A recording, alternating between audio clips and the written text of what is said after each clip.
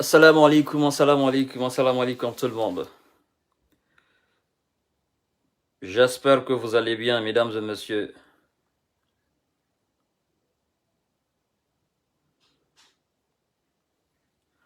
J'espère de tout cœur que vous allez bien. Si vous êtes là, c'est que vous n'êtes pas ailleurs.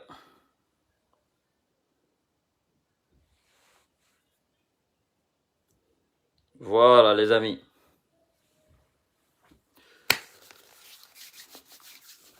Fatmata Bintaba, elle dit salam, monsieur Kanté. Salam, ma soeur, comment vas-tu? J'espère que tu vas bien.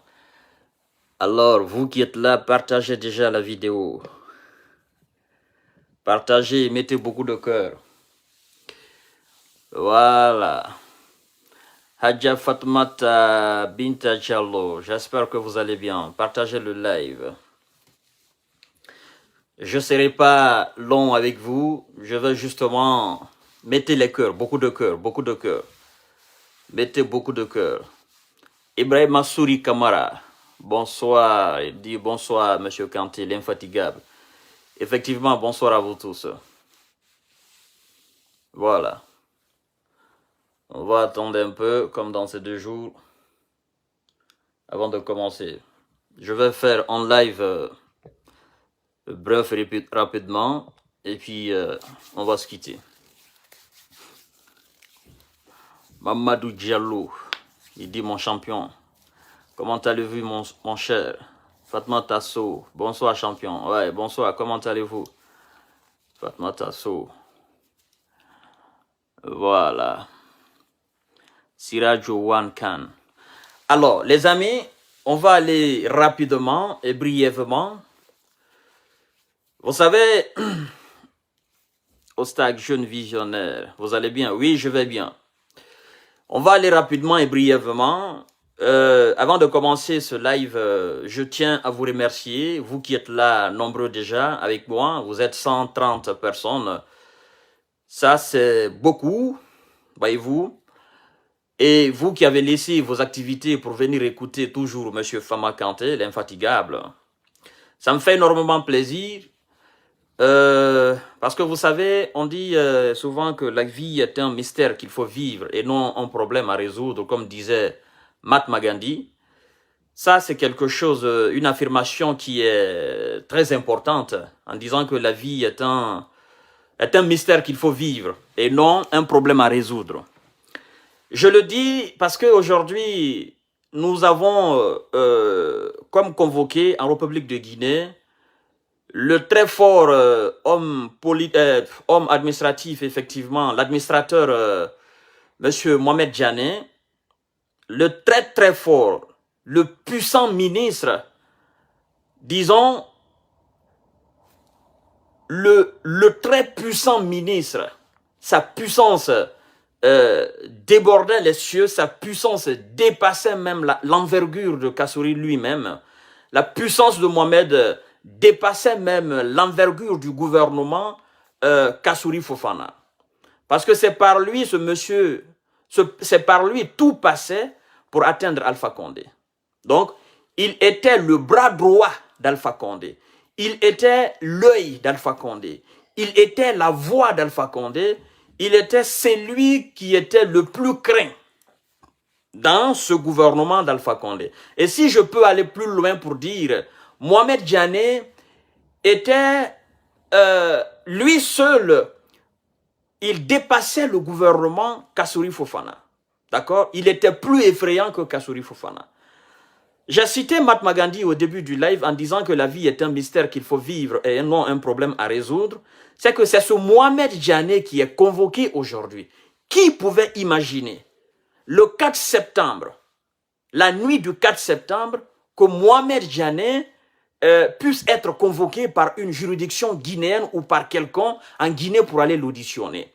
Bien évidemment, il faut souligner, il n'est pas encore arrêté pour dire qu'il a commis quelque chose. C'est comme la fois dernière, effectivement, on a convoqué M. Kassouri Fofana pour aller l'auditionner. Auditionner quelqu'un ne veut pas dire forcément que vous êtes impliqué tout à l'heure dans une affaire ou vous êtes responsable de quelque chose. Mais même ce simple fait de l'appeler, vous ne voyez pas que la vie est parfois bizarre. On peut, d'une fraction de seconde, on peut passer de vie à très bas. Vie à très bas, c'est que on peut passer d'un homme puissant à un homme zéro. C'est ce que ça veut dire, de vie à très bas. Mohamed Djane, comme Alpha Condé, comme tant d'autres, ils sont passés de vie à très bas dans un laps de temps. Voyez-vous, mesdames et messieurs, c'est pourquoi on dit toujours que tout ce que nous faisons dans la vie, il faut le faire bien. Il faut le faire très bien. Et quelqu'un disait d'ailleurs que il ne s'agit pas de bien faire les choses. Il ne s'agit pas de faire les choses, il s'agit de bien faire les choses. On a vu ces gens-là à l'œuvre sous le régime d'Alpha Condé et que nous nous cessions et que nous nous cesserons d'évoquer, parce que ce qu'il faut quand même reconnaître, les gens veulent aujourd'hui qu'on passe ce régime d'Alpha Condé, qu'on l'oublie complètement. On ne peut pas oublier le régime d'Alpha Condé, parce que ce sont des gens qui ont dirigé la Guinée pendant 10 ans, d'accord? En réparant ces faits du passé, de ce passé récent, nous touchons toujours Alpha Condé.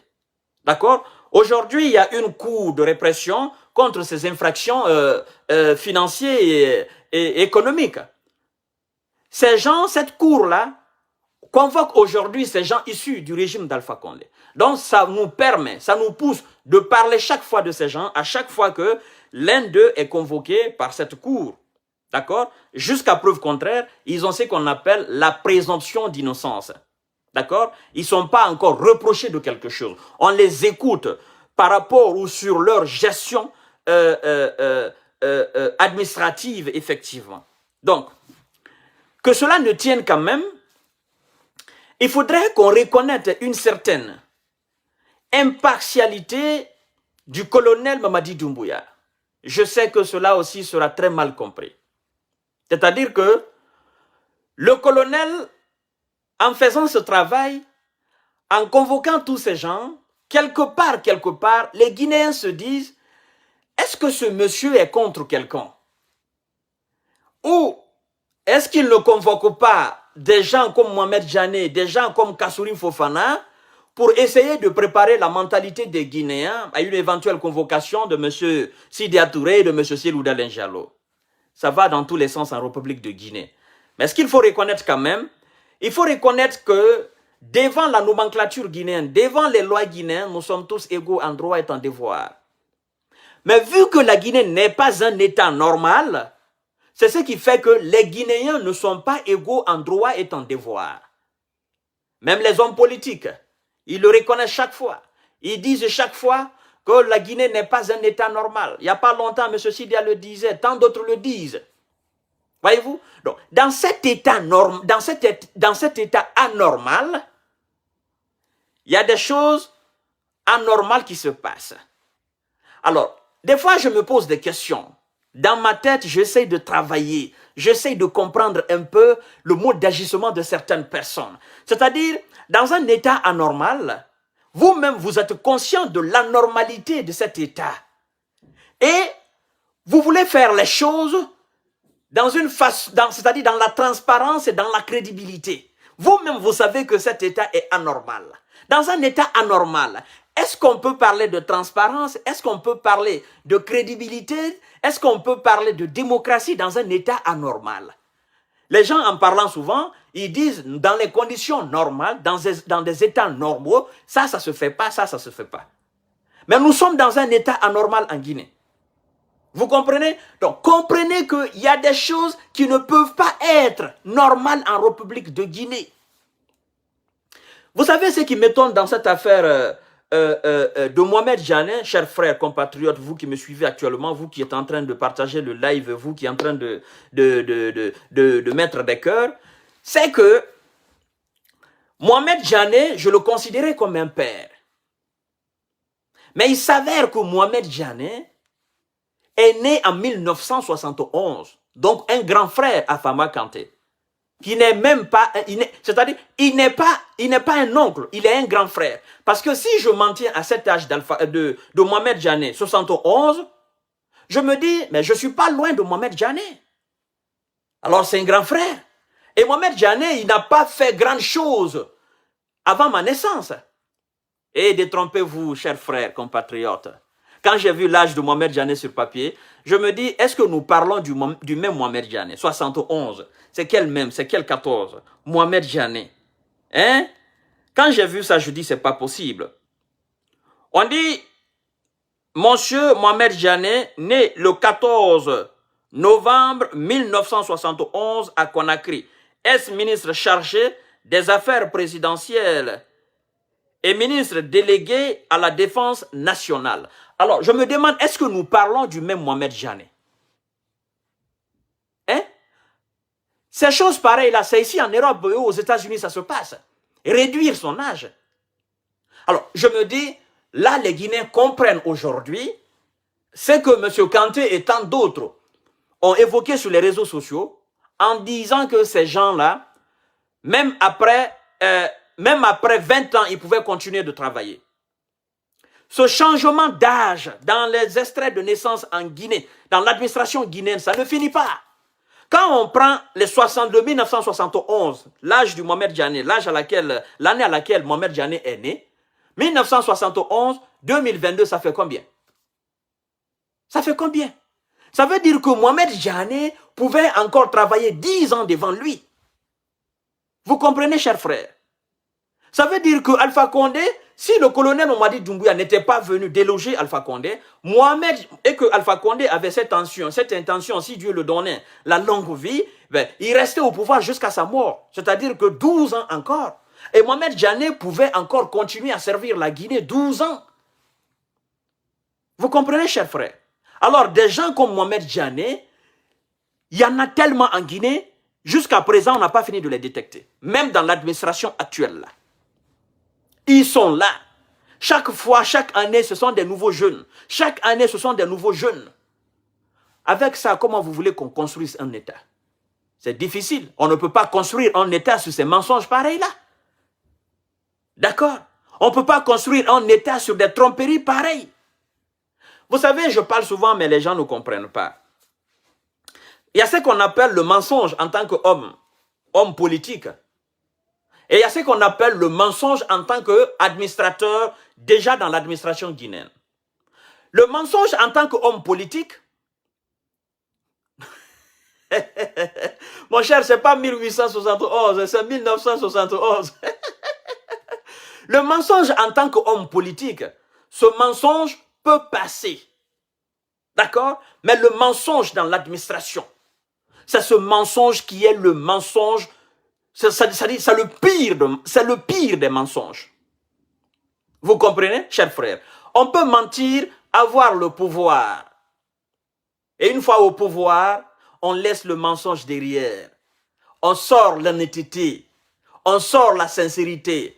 Vous savez, pour les religieux musulmans et chrétiens, on dit souvent que le mensonge est condamné. Mais vous savez, malgré cette condamnation, le mensonge est quelquefois toléré par la religion musulmane. On dit souvent qu'il faut mentir pour unir un couple. Il faut mentir pour unir une famille. Ce mensonge est important. Ce mensonge est accepté par les religieux. Ce mensonge est accepté par la religion. Parce que c'est un mensonge qui est nécessaire. Alors, quelqu'un qui ment, avoir le pouvoir, ou quelqu'un qui passe par des combines, avoir le pouvoir, et enfin laisser ce mensonge derrière lui, faire sortir son honnêteté, doter le pays des institutions fortes, ce mensonge de cette personne-là, elle est déjà enterrée. Aujourd'hui, il y a quelqu'un qui m'a appelé en me disant, Monsieur Kanté, je ne vous sens plus. Je ne vous comprends plus. Je dis, ok, vous ne me comprenez pas sur quel angle. Il m'a expliqué, j'ai commencé à rigoler. Je dis, bon, je vais vous poser 2 questions. Et je crois que cette personne est en train de me regarder actuellement. Je dis, je vais vous poser 2 questions. En répondant à ces 2 questions, vous serez satisfait. Et vous ne vous douterez plus de M. Kanté. Il dit, M. Kanté, je vous écoute. Parce qu'il y a 2 ans, je vous suis. Il y a 2 ans, je vous suis tous les soirs. Il dit, M. Kanté, je dis, mon cher, écoutez bien. Vous êtes musulman, vous êtes imam. On vous dit d'aller prêcher dans une ville où la quasi-totalité de la population est prostituée, ivrogne, buveur d'alcool, rempli de péchés. On vous dit, c'est dans cette ville-là vous allez pécher. Vous allez prêcher. C'est dans cette ville-là, vous devez changer de mentalité. Et on ne vous donne de ville que cette ville. Vous étant un très bon musulman, débarrassé de tout péché, et vous ne voulez pas collaborer avec quelqu'un qui a du péché sur lui, quelqu'un qui commet du péché, je dis, vous allez refuser l'offre parce que vous êtes musulman, vous ne voulez pas aller là-bas, ou bien vous allez accepter de porter le manteau de prostituée, laisser vos manteaux d'imam, aller prêcher la bonne parole, changer la mentalité de ces gens, ou bien vous allez les laisser comme ça. Le monsieur m'a regardé, il dit, monsieur Kanté, je suis satisfait.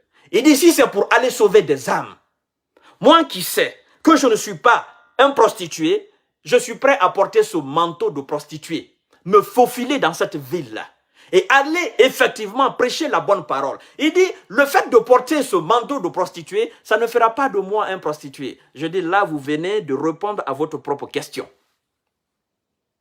Et, alors, cher frère, il m'a dit, monsieur Kanté, écoutez, je crois que j'avais une mauvaise lecture de vous dans ces derniers jours-ci. Je dis, c'est pas vous, je vous pardonne. C'est justement une malcompréhension, de l'incompréhension, vous n'avez pas compris. Et vous vous êtes certainement allé à travers certains commentaires. Je dis, si vous venez sur ma page, écoutez ce que M. Kanté dit, essayez d'analyser, et puis faites-vous une idée sur M. Kanté. Mais ne faites pas une vous, ne me jugez pas parce que les gens ont dit. Jugez-moi selon moi-même et selon vous-même.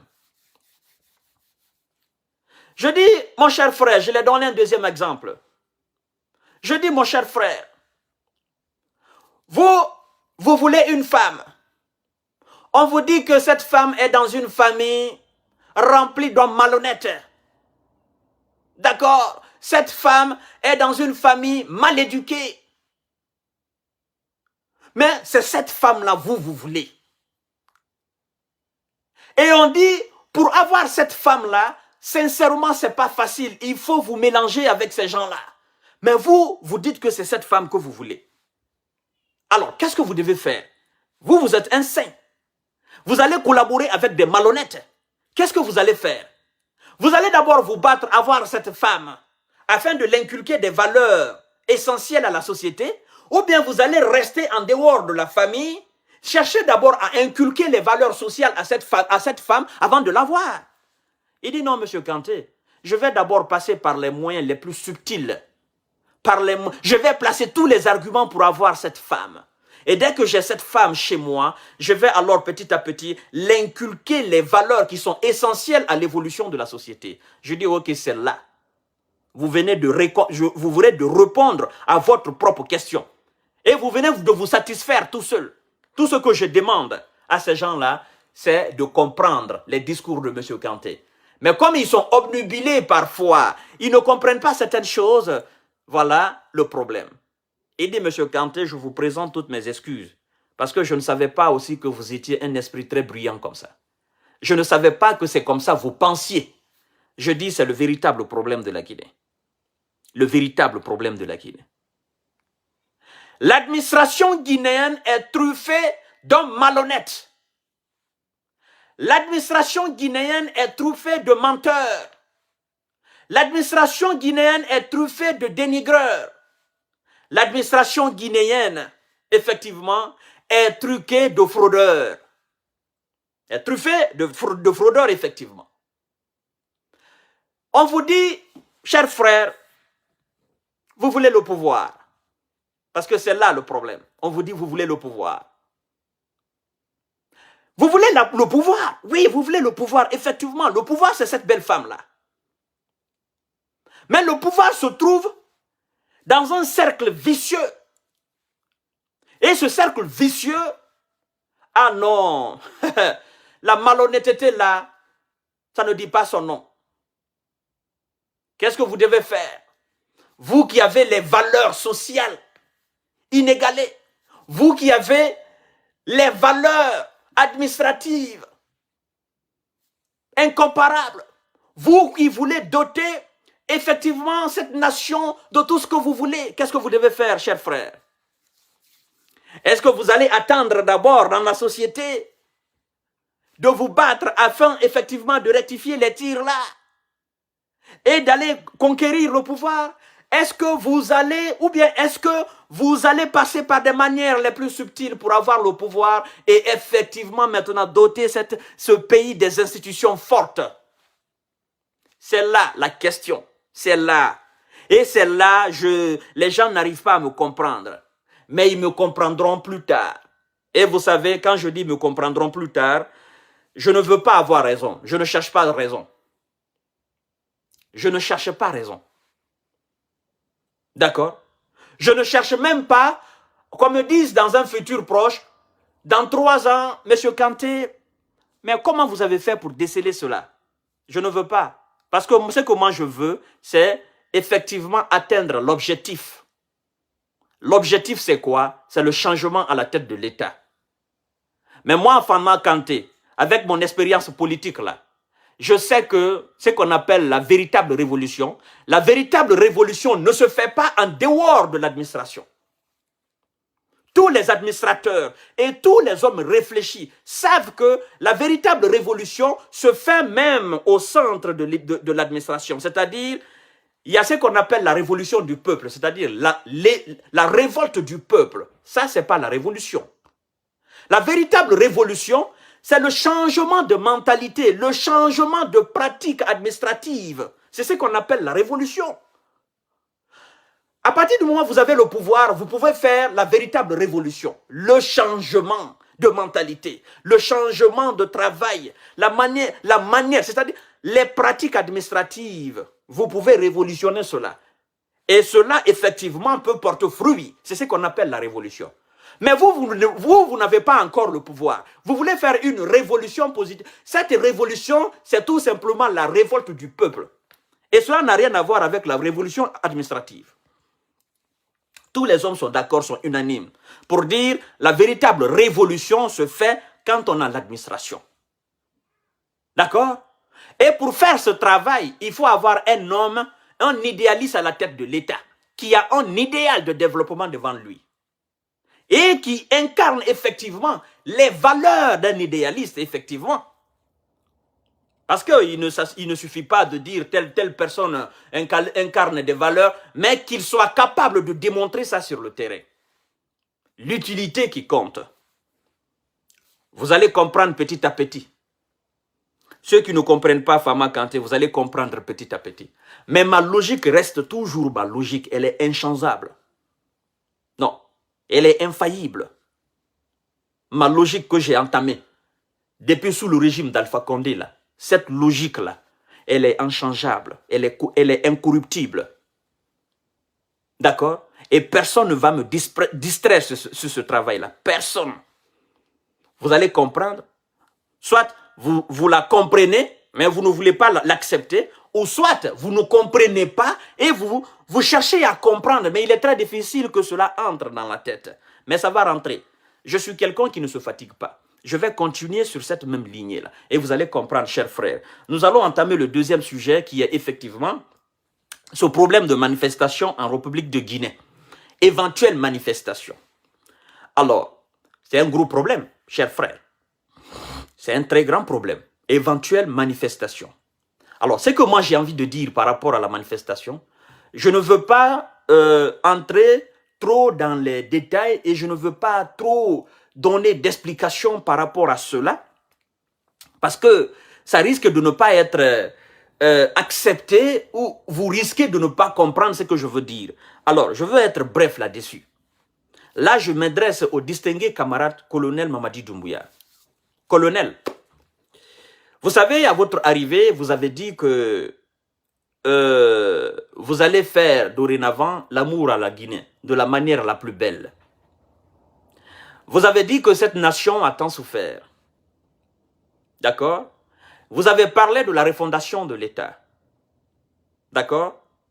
Alors, aujourd'hui, cette refondation de l'État est en train de prendre des tournures.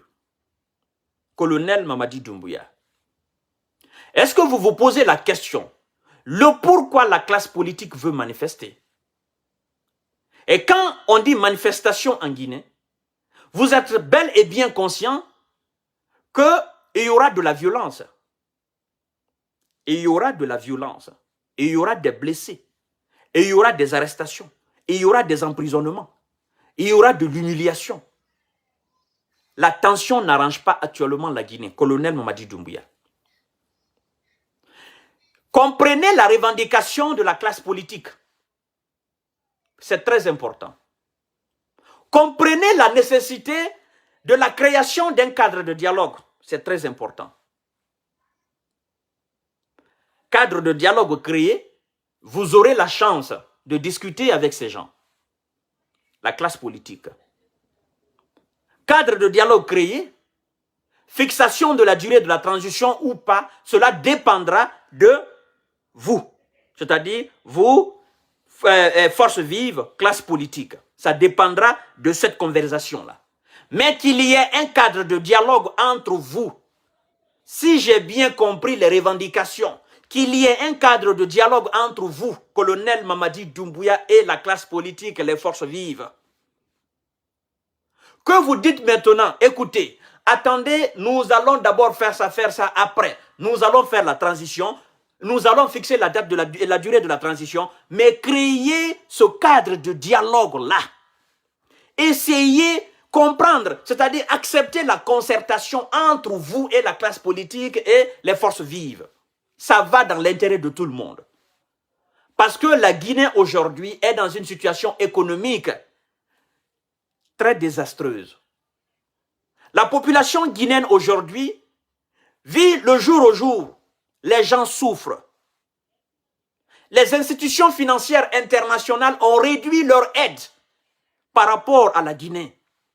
Vous voulez qu'ils ferment davantage le robinet? Évitez cette dualité à la tête de l'État. Colonel Mamadi Doumbouya, faites un effort. Faites un effort considérable. Appelez ces gens-là, ce sont vos grands frères. Même si parmi eux, il y en a qui doivent passer devant la CRIEF, ce n'est pas un problème.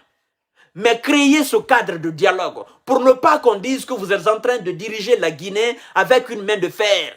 Cette main de fer-là, nous avons fait assez de manifestations sous le régime d'Alpha Condé, colonel Mamadi Doumbouya. Vous êtes venu, vous avez dissous la Constitution.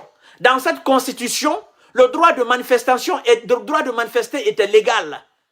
Mais dans la charte d'aujourd'hui, le droit de manifester n'est pas un droit légal. Mais vous savez, colonel, un peuple révolté s'en fout des lois. La charte que vous avez mise là, c'est vous, vous êtes des êtres humains. Le peuple qui va se révolter là, c'est le peuple, c'est des êtres humains. Le peuple, un peuple révolté s'en fout des lois. Et vous ne pouvez pas arrêter un à un tous ces enfants qui vont se révolter et qui vont sortir ce jour pour ce jour de manifestation. Vous ne pouvez pas les arrêter. Et arrêter les leaders politiques. Les enfants vont continuer à manifester. Qu'est-ce qui va se passer? Vous allez réquisitionner l'armée. Nous allons encore replonger dans les mêmes démons. Colonel, créez ce cadre de dialogue tout simplement. Discutez avec les gens. Ça ne vous coûte absolument rien. D'accord? Que les hommes politiques viennent. Vous vous voyez. Vous vous asseyez. Vous discutez. Vous dialoguez. Vous avez fait appel à eux quand vous êtes venus là. Mais ce n'est pas des démons. Ce n'est pas des diables. Mais c'est des hommes réfléchis, ces hommes politiques. La société civile est composée. Les forces vives sont composées